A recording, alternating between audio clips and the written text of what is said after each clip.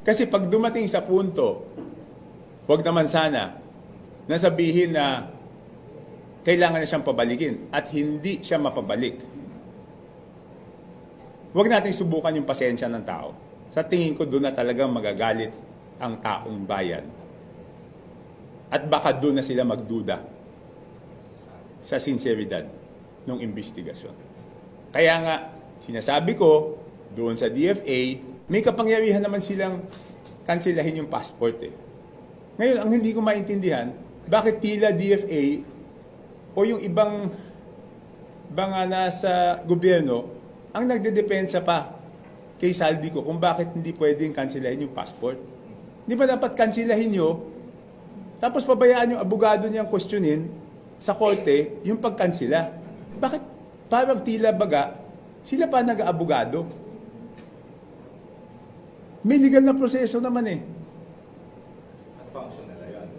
Function nila yun eh. RA 11983, Section 4. Isa sa mga grounds dyan is national security. Tama? Yes. Eh yung galit na galit yung tao. Siguro naman mag-agree tayo na galit ng tao. May mga mass movements. Itong mass movements na to, pwedeng samantalahin ng masamang elemento para ma-destabilize yung gobyerno. Hindi pa ba national security issue yan? Hindi pa ba yan pasok doon? So sa DFA, hindi pa ba pasok yan? So bakit hindi nyo kanselahin? Tapos bahala na yung abogado niya mag-question.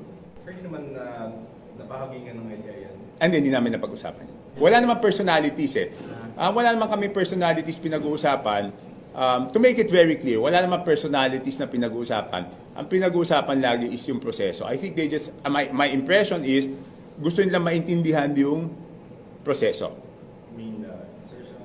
Yung buong proseso, paano nagsisimula, paano yung mga posibleng, siyempre naman sila nag-iimbestiga, hindi naman na i-disclose sa akin kung ano yung hinahanap na ebidensya, di ba?